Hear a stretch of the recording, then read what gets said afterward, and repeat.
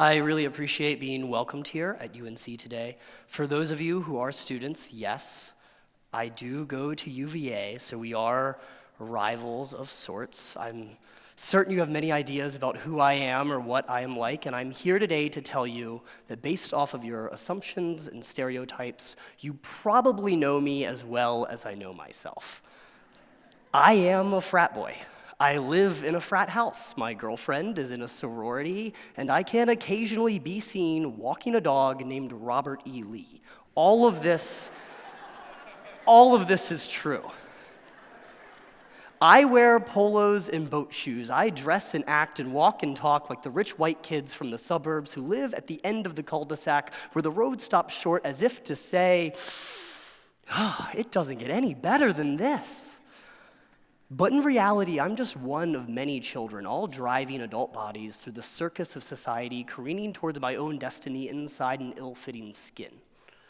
We are like wax figures. We look so real that it's uncomfortable to stand next to us and know that we'd melt underneath a magnifying glass. Yet still, I wear a snapback, step over a sidewalk crack down Fraternity Road, where every Thursday night the same story is told. College ID, 21 allegedly, 8 boys in the same getup, playing flip cup, looking at a girl's butt they wouldn't turn down for what? Like an astronaut with an unrealistic plot. They get their head in the clouds as they look through the crowds at the girl in the sundress, and the girl in the sundress, and the girl in the sundress, and the girl in the sundress, and we're all just looking for someone to impress, but who? These people all look the same, but they're beautiful and they're confident. So we blend in, dress like them, and try not to offend. Every day I twist myself into knots until blood rings out, and I try to make a sculpture of the man that I want to be, but I can't tell you if it's an idol or an effigy, because when I look at myself, I don't know what I see.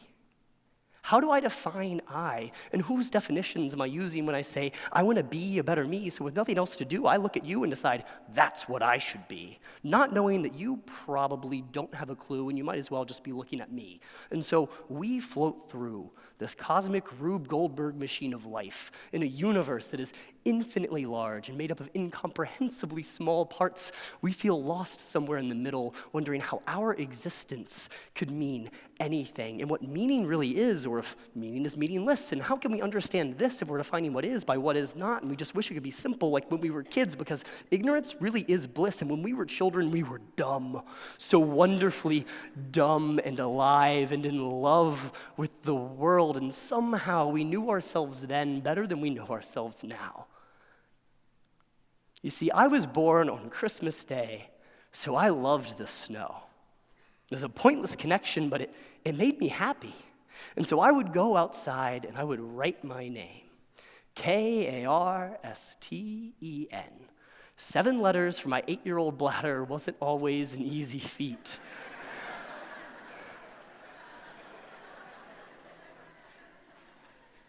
But it was special to me because it was cold and it was hot. It was clean and it was dirty. It was an arbitrary set of lines in the snow, and yet I knew it to be my name. It was a reference to me, made by me, that even a stranger could see and understand, a nice closed loop of me. I had destroyed something and created something beautiful all at once, and nothing was more incomprehensible or magnificent. And yet, in a short amount of time, it would be gone. I could do all I wanted. I could take pictures. I could travel around the world to tell the story that my name was there, that I am here, but still time would forget. But in that moment, in this moment, no one could tell me that it didn't mean something. And that's all life really is.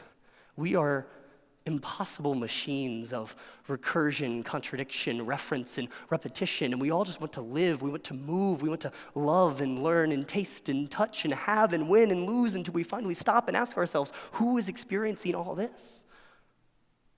No one special, just you and me, here to live and die and be forgotten.